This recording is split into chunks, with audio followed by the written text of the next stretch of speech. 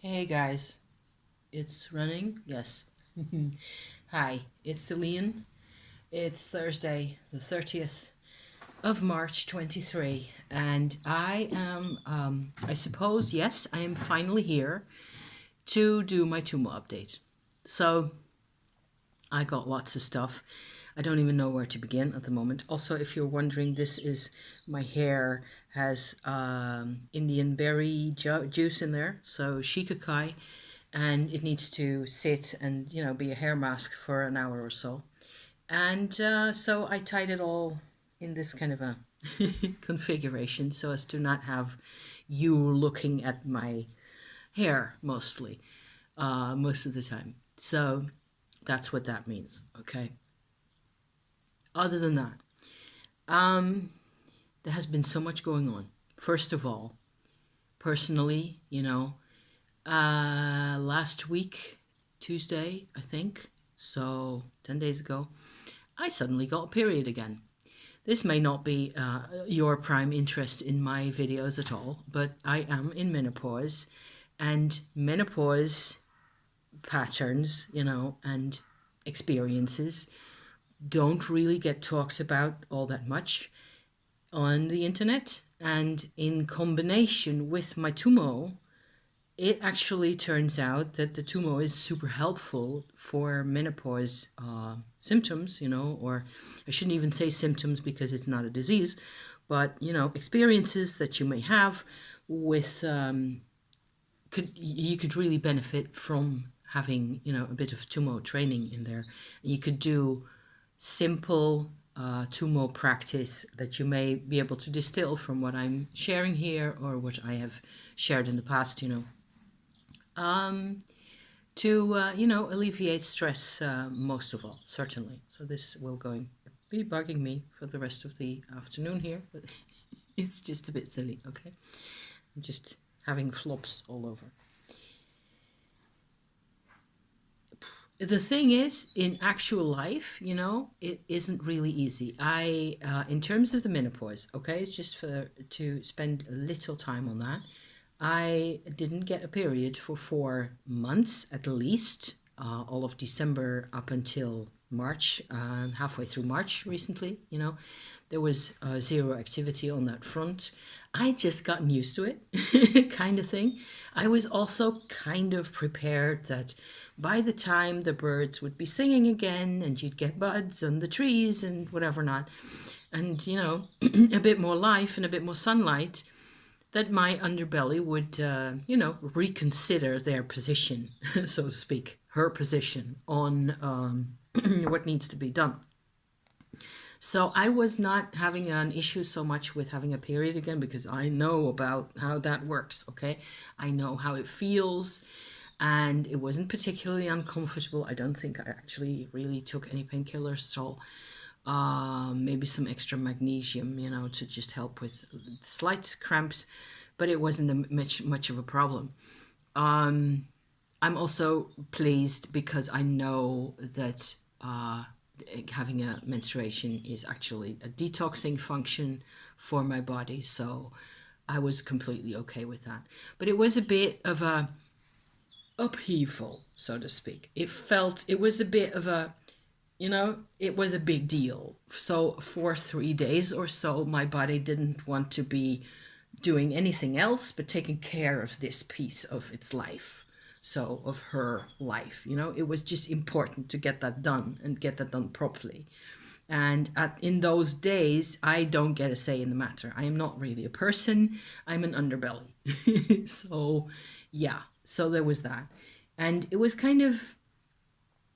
interesting. And it was also kind of cool and it was kind of okay. So, yeah. But it has an effect on your practice, the way you feel emotionally. I have done my share of processing emotions, certainly over the recent 6 7 years or so, part of which has come out in my Tummo. Tummo is actually the way I do it. It's not exactly the same as what happens when people from in Tibet actually describe it, which isn't all that often.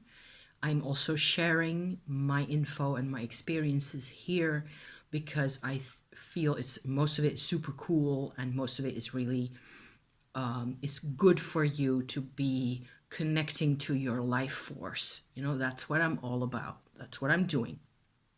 And that's what I've done over the past 3 years and a bit by now, is reconnect with that life force that I'd always felt as a kundalini or as an energy field or as a presence of some sort.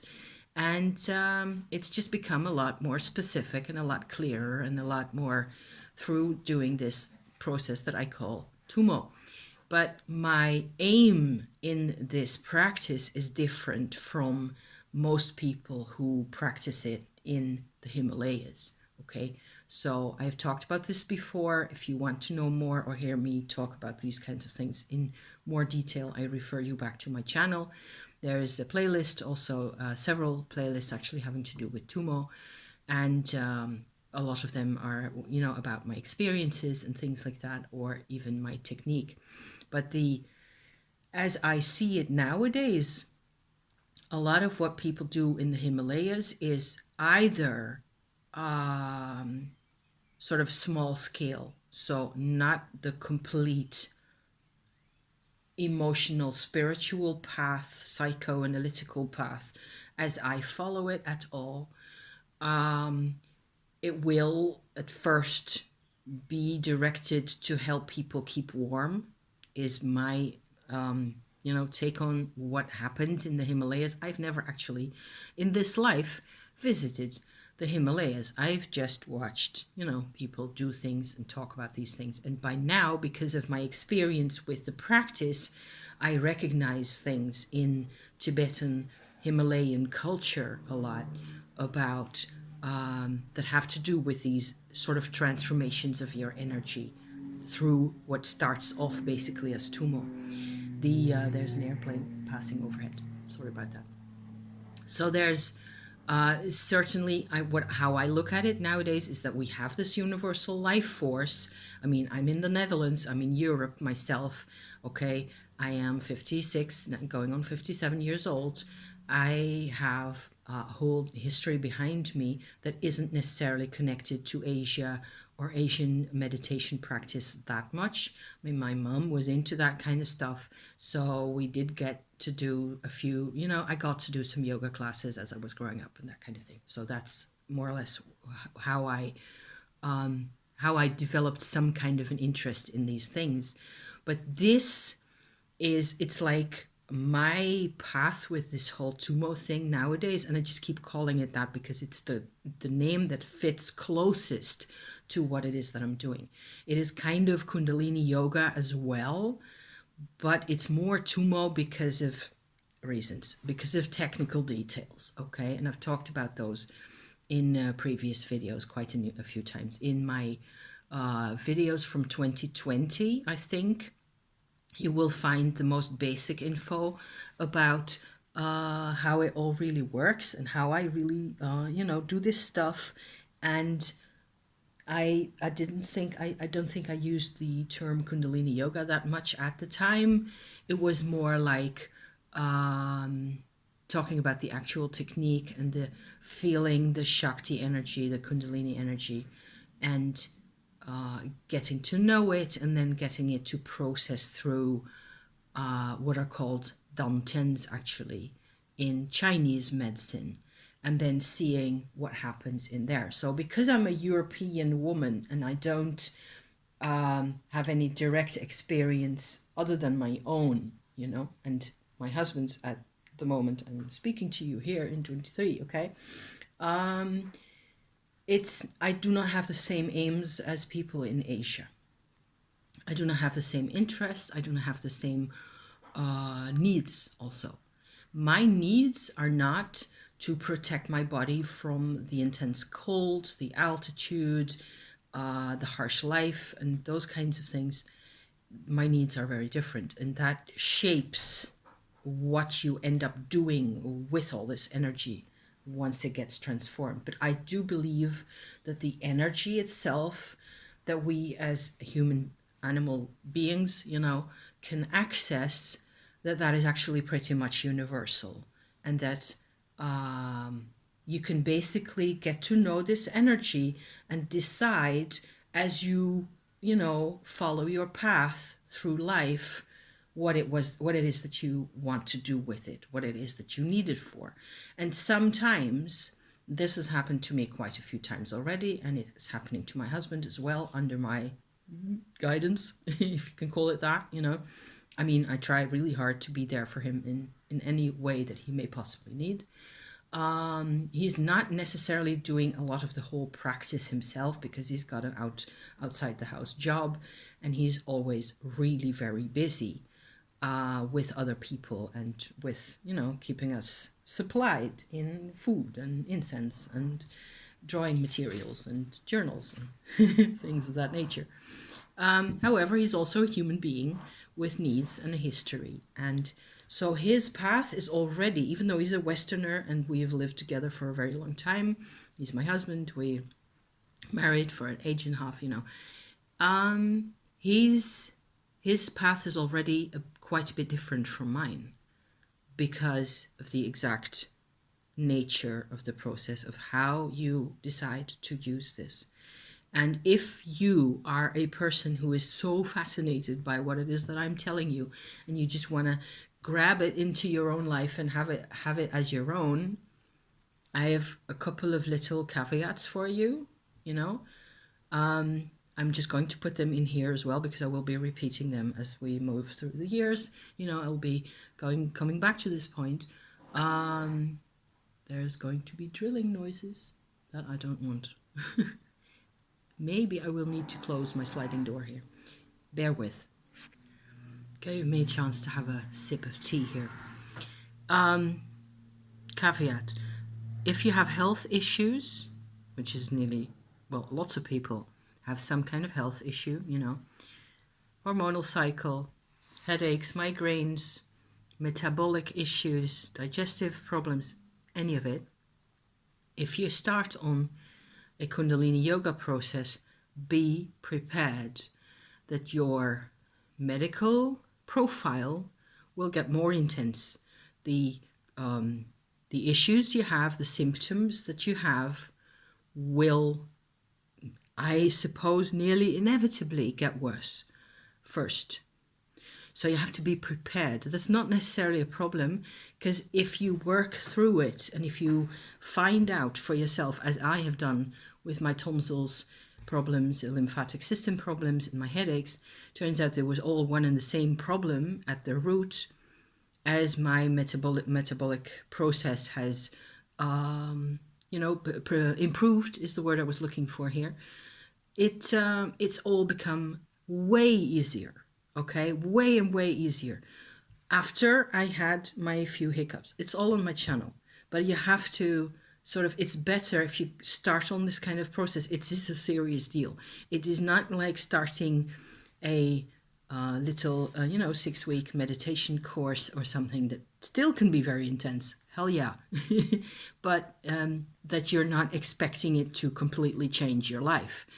Tummo, as I do it, eventually will change your life and you will want all of it. Okay? I personally want all of the changing and all of the improvement and all of the more the better, the more the merrier. So that's my attitude on that kind of a thing. And there may be physical issues that you need to work through first, and you may need help with that, and you may need to pay attention to things like hydration and making sure you eat well and sleep as well as possible, and sleep, food, exercise, hydration. Okay. you're responsible for your own well-being in those things, in my perspective. So I am responsible for mine. Hence the large tankard of mugwort tea, my own harvest, wild harvest mugwort, for my guts, because they need some help now today. So the Tummo process over the past, I think it's been a couple of months since I last did a proper Tummo progress report. So as things have been going, things have been super intense emotionally, which apparently I needed to go through all that. And a lot of it I also connect back to the astrology of the past 6 months or so. There have been really crazy things going on. Other people talk about that as well. I am an astrologer myself. I'm a huge fan of astrology. I will always look up charts and planet positions and things to know what the heck is going on today, because there's always something, and especially recently it's been a completely crazy roller coaster with I do not need to tell you, okay? You do not need me to tell you how nuts it has all been. So it's a bit difficult for me to figure out exactly where I stand in terms of Tummo by itself because of all the emotional developments that I've been having. I would say that I feel stronger all the time, emotionally as well, also with having the transformed Tummo energy in my heart area more and more. It takes its time. That's the other caveat, probably, in my little list of little, warnings in this context, is that it all takes time. You cannot expect to get the same result in 3 weeks that you would get in 3 months. Okay, it's a logical progression in a way where you start off at a certain point and you have to sort of map out for yourself where it is that you need to go. Maybe there's issues will come out. Again, not only physical, metabolic, or other issues of that nature, medical issues, but also mental health issues. And staying in you can't stay in balance, in a balanced state or in a state of harmony inside yourself all the time. I feel certainly not with Tumo. It's one of the most, probably most scary and potentially dangerous, yes, aspects of this journey is that it will kick your harmony to the curb as you used to know it. It has happened for me. I had to face up to certain attitudes that I had, where also recently I used to think that if I just didn't feel certain things, and certain things, were emotionally covered up and safe, then that was the best way to go about it. It's my programming. I do not blame myself for thinking that way, but Tumo isn't having that. Okay? The Tumo inside us wants us to address what is real for us.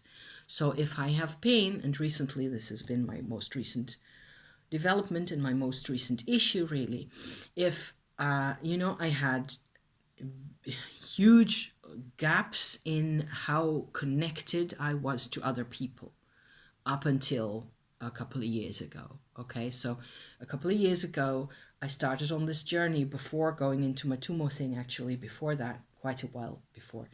I came to the realization, and I had a couple of lucky, encounters and things that happened where I could see that it was actually possible for me to get connected and to sort of relearn to identify as what I would say a proper human being, where you have emotions and you have where a lot of the psychoanalytical processes that people describe, like how to connect and how to behave and how to respond to emotional situations and how to all that makes sense. A person to whom all that makes sense.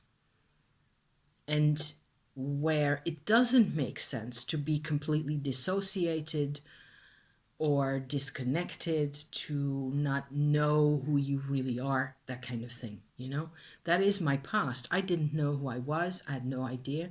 And a lot of my personal heritage was from trauma from my parents and grandparents, and it just goes back generations. I just have to look again at a photograph of my you saw my mum's maybe you saw my mum's photograph on the internet on my channel yesterday. I mean, her grandmother, her father's mother, I just have to look at that photograph and know that, okay, she is in here with me. She is in this with us. And not only her, we inherit, from four grandparents, all the kit that they dragged through the ages to your front door, basically. So you're welcome.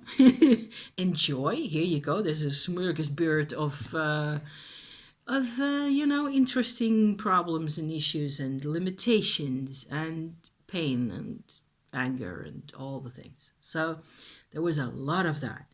And I know why that worked that way. I know how it feels, most of it, most of the time. I had not realized up until Monday last, so 4 days ago, really, that I genuinely still carried so much pain from not connecting with my own mother well enough. And there have been a couple of instances where my mum wasn't the friendliest or most accessible person you would want as a toddler or as a 3 or 4 year old. And there was nothing she could do about it. And I know immediately I come up with these excuses for her, the reasons why she was the way she was and blah, blah, blah. But there was still, and there still is, quite a lot of pain in searching, remembering basically being 3, 4, 5 months old and searching for the connection to your own mother and not really feeling like she's there. And to some extent, I noticed also that there's a history between us, or there used to be a history. She's long gone from this planet now. There used to be a history between us of her blaming me for whatever she felt she was lacking. So if I had the presumption to ever lay any blame at her feet, she would just blow up. She would be in a rage immediately, and she couldn't deal with that. Even as I sit here and say this, I realize yet another small layer going deeper of how painful that has been for all of us, for both of us, for her and for me, in different ways, and how limited her life really was. And so I'm very inclined, to be compassionate and feel really sorry for her, and to have my attention focus go way over to her again. And as long as she was alive, I had no choice. I mean, she was very much a magnet for everybody's energy. And in one way or another, you might have said an energy parasite or an energy vampire. People are like that. And I don't blame anybody, because that's not really useful. It doesn't really get us anywhere. But I do feel there's a great challenge for me in feeling how painful that is. I don't really necessarily get all that angry myself, but I can understand very well how people get really angry, and how the anger then becomes this defense mechanism inside them. And all they know how to do is, to the minute that somebody touches on the painful part, whatever it is, in their lives, the anger sort of closes in on them. And it's like the Berlin Wall. It's like concrete blocks just, zipping together. And they are also shut inside that, or on the outside of the wall. The wall determines what it is that they can do. So the Tummo energy it creates a free space. Okay, that's what really happens. So getting back to my practice here, I do my regular energy work, which is more or less the same as I used to describe it in 2020 and 2021. It's you have your relationship with that energy, and you let it sort of pass through your body in different parts of you. I found that one particular, I don't go into too much detail because of the potential danger, okay? Because that was actually what one point I was trying to make earlier, is that if you are out of balance, which is a lot of us, a lot of the time, okay, the Tummo makes the disharmony worse. at first. You you have to be in control at some point again, and you have to be able to let go of the control to some extent to see what that does for you, where it all takes you, and then you have to take the control back again. And this may take a couple of days. That's fine, I suppose. For most people, it would internally it would be fine. You're a lot stronger than you think you are. That's something I've already said on my channel 100 times, I think. You're a lot stronger than you realize. So, where we are often really afraid of emotions, of pain, of suffering, of fear itself, of our own rage and anger at things, of our own bad memories, we're often really afraid that it will actually weigh us down and we will not be. What if kinds of scenarios, they're crowd in on us. And it turns out all you really need is sufficient power inside, and you are then able to process your emotions, and lo and behold, beyond the emotion as you knew it, there is a new state of being for you.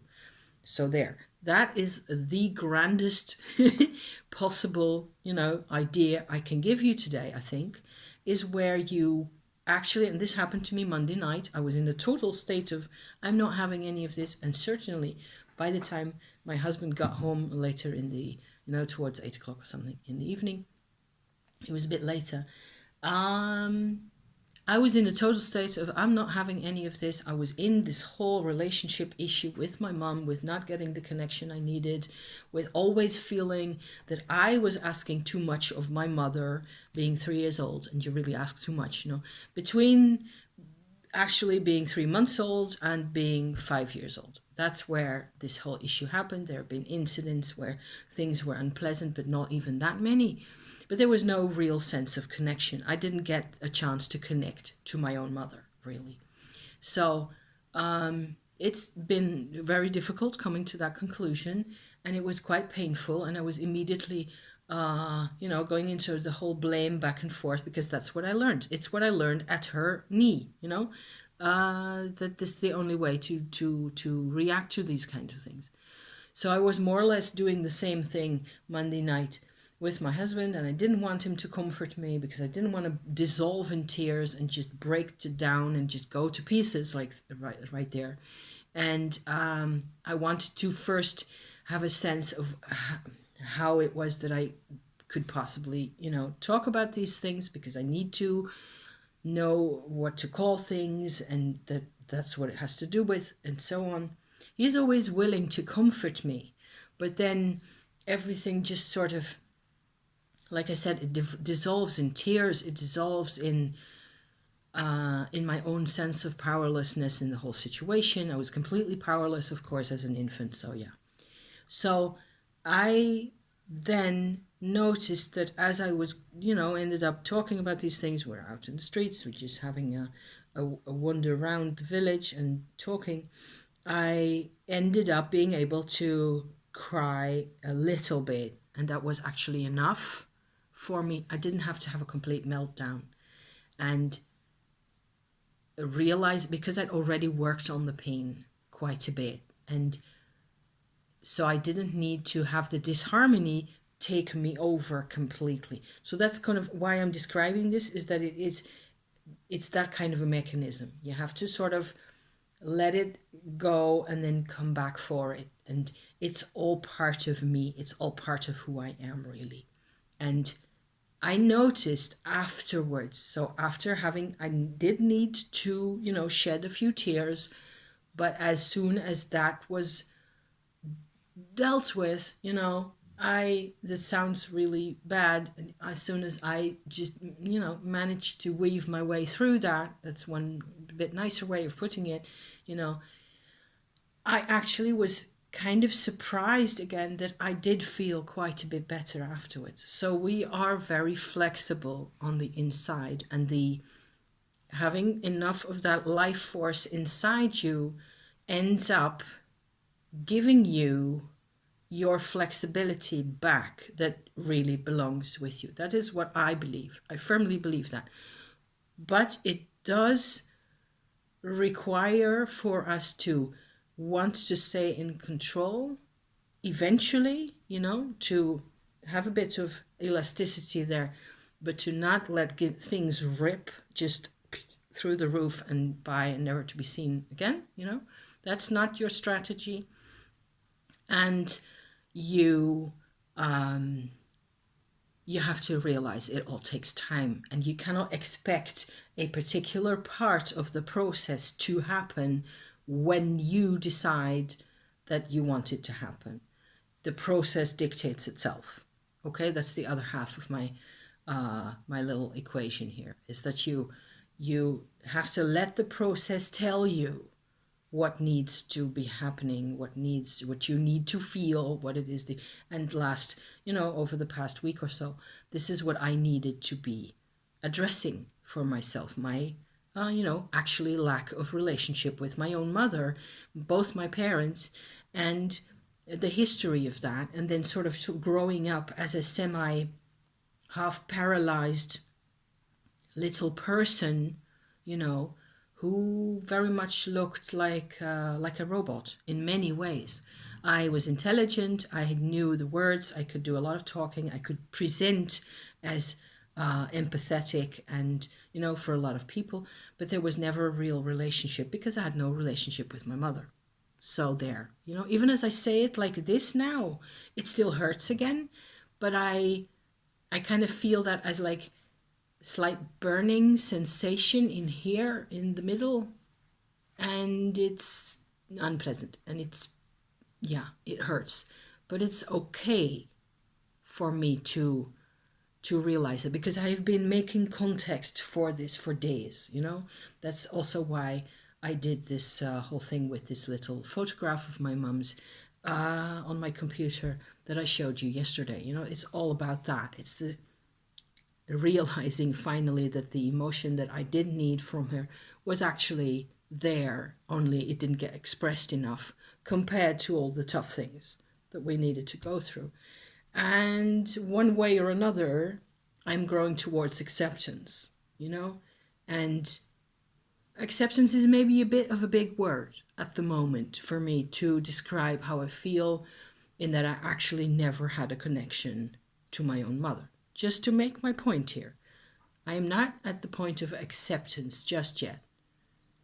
And saying that feels validating, and it feels like I reclaim yet another, inch and a half of my own space here. So these are difficult things, and it take time. They take a lot of time. But there's hope. There's actual possibilities of growing out of your things and, forwards.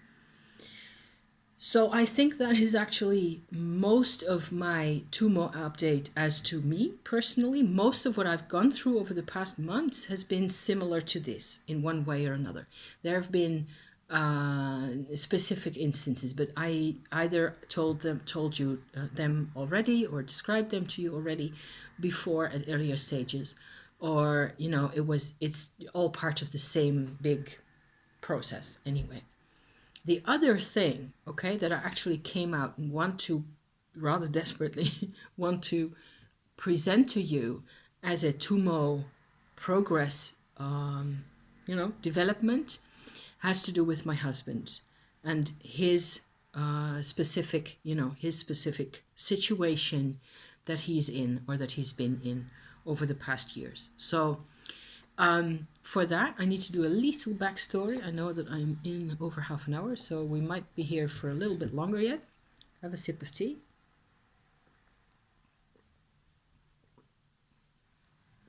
My husband and I, we've been together for 36 years. It's been a really long time.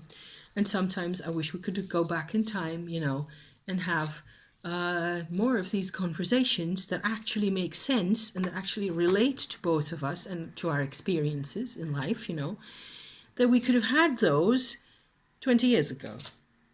But it wasn't to be, it just wasn't. It was just the way things are, is that it took us 36 years to get to this point. And seeing as he's over 60 by now, I'm just bloody grateful at the same time, excuse my French, that we actually did get here, and that we are not, I'm not just pottering about in my garden and feeling generally, how shall I put this? Disappointed in life, and with being in a state of, okay, I'm getting older, what's with menopause? Yes, feeling time weighing on you and on your body and all those kinds of things. So, as it is, that is not the case, and also not for my husband. So, technically, okay, my husband's a womb twin survivor. If you've never heard of what that means, I recommend you look it up just to have the information for yourself. It means that one, or sometimes even more than one, of potential twins in the womb of a person as they were, a little infant as the mother was pregnant, actually passed away, while the other person who is sitting in the room with you, survived. So there's a whole emotional, vibrational, physiological complex that surrounds the womb twin survivor. Okay? We have been doing our investigating around those things, what with, because of course, me, my Tummo, and certain aspects also of our personal lives that I could tell the more I did Tummo and got my life force reignited and reaffirmed and validated and all the rest of it, I wanted him, of course, to come along, to benefit as much as possible from the things I was learning, and so on and so forth. So we have done a couple of energy transmissions, which is one particular process. I'm skipping over a lot of the details because there's videos on my channel about more details having to do with the womb twin thing. Okay, if you want them, there's twin life experiences or something like that, another playlist on my channel, and I will probably add this video here to that list as well because it's got everything to do with it. If I manage to last long enough, juice wise, to actually tell you about everything. We've done a couple of energy work, so how do you call that? Energy contact kinds of enterprises between him and me, where I tried to find what the residue of the womb twin situation in his life today looked like. Okay. Fast forward to actually in 2017, we discovered his womb twin situation. There's checklists on the internet with, questionnaires that you can just fill in for yourself in your behavior, because he's at his age, when he was in his mom's womb, they didn't have x-rays yet. So there was no proof, no objective proof that there had actually been other infants in the process at that time. But we're not doubtful about this anymore, because of the, first of all, in 2017 and 18, we discussed this a lot, and we did these questionnaires. My husband did those, and it was sort of staring you in the face that in terms of what happens is that you get a particular signature from this that shows up through a lot of one's personal life, through a lot of one's behavior, a lot of one's personal emotional state of affairs all through life. For most of that person's life, it will most of the time, this is something that will not change. It will help to address it. And that's why, I also talk about this over here on my channel, because I think it's something that still doesn't really get talked about enough. It has a huge influence on how people feel and how they behave. So It may well be that you either are a womb twin survivor yourself, or that you know somebody, and there's these kinds of patterns there. It's actually possible to recognize them if you get information, and if you get yourself, you know, you get your information about these kind of things so that you can recognize what's happening and find the info, because it helped us. It just it changed our lives, finding this stuff out completely. It completely changed our lives, because up to that point it was total powerlessness for him, especially. And it has had all sorts of consequences for our married life, you know, in the bedroom and all the rest of it. It has had a lot of effect on how he has behaved, you know, in his career, with his clients. He's got this very strong tendency to always completely overgive himself. I think that would probably be the single sort of preeminent symptom, phenomenon, experience that you get to see if a person is a 1000% or more overgiver in relationships, male or female, doesn't matter. It's that much more likely that they're actually a womb twin survivor. 1 in 10 is a womb twin survivor, apparently, are the numbers that are given most often that I've read. Okay. And being an overgiver, and on the inside of that, an utter sense of deep loneliness that doesn't ever get resolved or get answered or get compensated for, or any of it. So I lived with somebody with what with my lack of personal development, I got to live with a husband who was so kind and so gentle in so many ways, who was constantly on the lookout for his lost little brother that wasn't me. So there's my relationship to quite some extent. Fast forward to September last year, okay? Doing my Tummo. There is a process that sort of develops naturally as you do Kundalini yoga, whether it be Tummo or other types, okay? And that is that you become aware of the Shakti energy, the life force energy in another person when that is necessary, when that is a good idea, when there's enough personal contact between you. You become aware of the other person as an expression of Shakti, as well as an expression of life force. And then it becomes possible, because of your awareness, to make a channel of communication, as it were, between your Shakti process and theirs. And that is called Shaktipat. Go ahead, type in Shaktipat, and you will come back to me with whatever you have seen, because it gets quite funky and strange, you know? You can actually manipulate other people's energies like that. It is real magic, by the way. In case you hadn't wondered, it is real magic.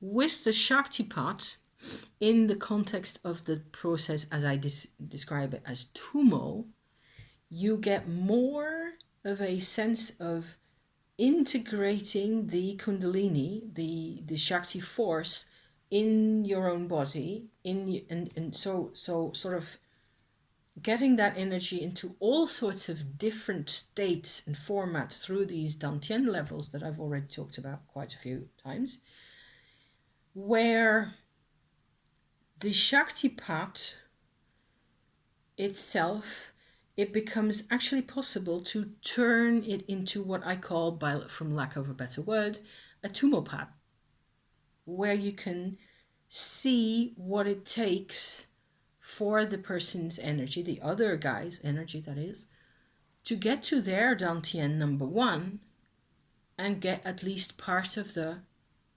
Tummo effect going. Tummo, the Dantian 1, is not the same as the Shakti as it enters the body. So there's all sorts of philosophies about how and when and why and where the Shakti manifests itself, the Kundalini manifests itself. But I'm not going to go into that because it will take forever. As I do my Tummo pat on my husband, and this is by now more than a month ago, I think, for the second time. The first time was in September last year, okay? I got his own Shakti energy to reassert part of the way into his body, into his first Dantian. And there was immediate effect, okay? The next couple of weeks were quite messy. I could see his energy reasserting itself. There being more and more, improvement in his whole physical well-being in lots of ways. All great. But it wasn't done, and it wasn't complete. And a month ago, we did another huge step in this process, and this happened on a Saturday evening. We're sitting by the fireplace, and it was all quiet around us, and so on. And for some reason, we'd gotten into this endless discussion again about things, and things were getting emotional. And as always, he was feeling, inadequate and sad, and he was falling a bit silent, and so on and so forth. And that's when this kind of thing came out, that after, long story short, it turned out that there was a really old energy inside his underbelly still. I, being a female, interpreted it as a womb in his body. I've talked about this also before in my energy healing descriptions of this whole thing, because this has been an ongoing theme for quite a while now. Only this time, it was like it was easier to separate the implant, the energy implant, if that's what you want to call it, from his twin brother that has been there his whole life, to separate that out from his own energy, the energy he needs in his body to actually function properly. And so I sort of told him to just pretend to give birth to it. And after a minute or so, I sat there with this, like hands like this, little infant in my hands. Very cold. So white and so cold. It's like, so chilly. And I ended up asking, because that's when you need an upstairs arrangement as well, a white light arrangement, an archangel helper alignment of some sort, of kind of an arrangement to come and get this little person. In the end, I remember now what it was that I did. I had there's like a spirit manifestation of Tummo energy as well, from mainly from Bön religion, that I have gratefully incorporated into my practice. And this figure is called Yeshe Walmo, and it's like a blue, dark blue and white spirit figure, so to speak, like a guru, but not in a body, okay? A spirit guide. So there. So I gave the little infant to Yeshe Walmo because she is the ultimate personification, if you like, of justice. So I felt safest that she would know what to do with this infant, okay? So it was actually very intense. And the weird thing is that his lower dantian got energized, okay? I was still there. I was still holding his belly like that, and making sure of the Tummo, making sure of the revitalization of this part of him, and he could feel it. And for the first time, he really felt what it feels like to have a first dantian that is alive and interacting. So for a while, I thought that this infant, or this implant remnant of the old energy situation with his twin in his mother's womb, etc., actually had created a malfunction in his dantian as such. It looks like that was not the case. Okay, that was not on point. There was an actual separate vibrational, like a ghost. It was a haunted house, if you like. It's quite scary, and it was really scary to go through and to experience, to be a part of. For him, not so much. He was very much more comfortable afterwards. He has been having a lot more energy, especially he's much more relaxed since doing that. So every minute of every day after doing this process, when was it? A month ago? I don't know if it's 5 weeks or so. It's something like that. 6 weeks, something like that. Every minute has been so much more relaxed for him. Also doing work, also having 5, 6 appointments one after the other, also having lots of phone calls, also having lots of people demanding all sorts of things from him. He's mellow. Compared to what he used to be like, he's the mellow man. The first couple of days I went like, what have you done with my husband? Where's my little stressed chicken? You know, he's always running around, and look who decided to show up.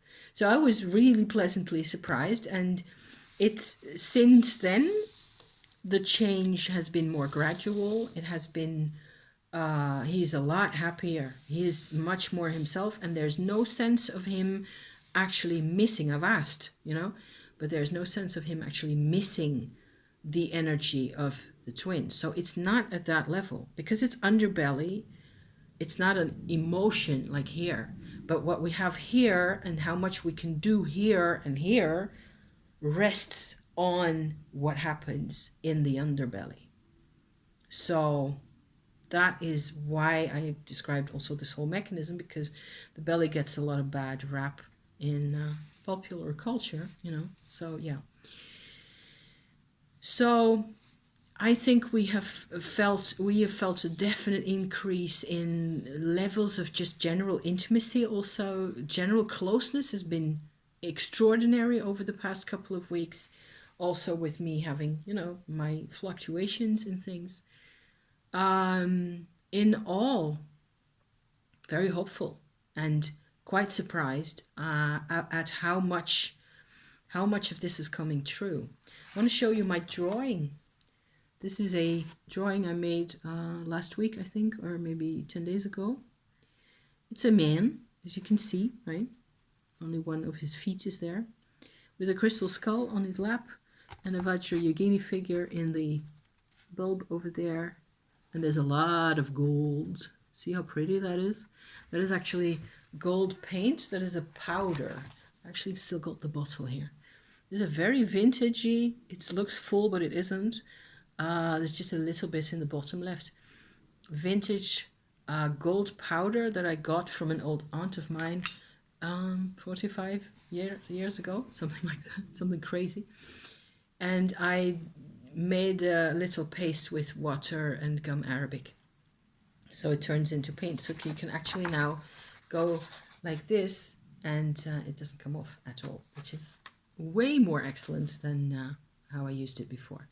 So this is a person who is contemplating the Tummo and aligning himself with the spirit world, So, yeah.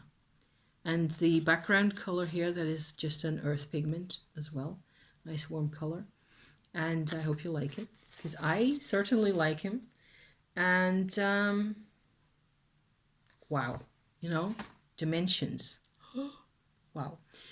And I have no clue where the little infant had actually come from, that had just sat there. And you couldn't make a change to him, how he was in his life, by using white light or angel vibrations or any of it, because he was hanging onto it for dear life.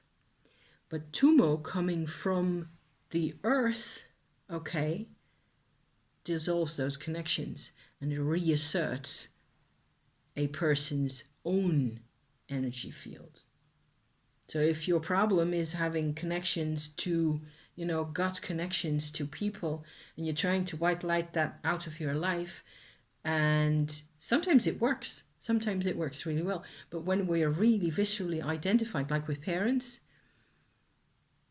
getting that to come undone, I'm afraid Tummo is one of the ways, one of the only ways.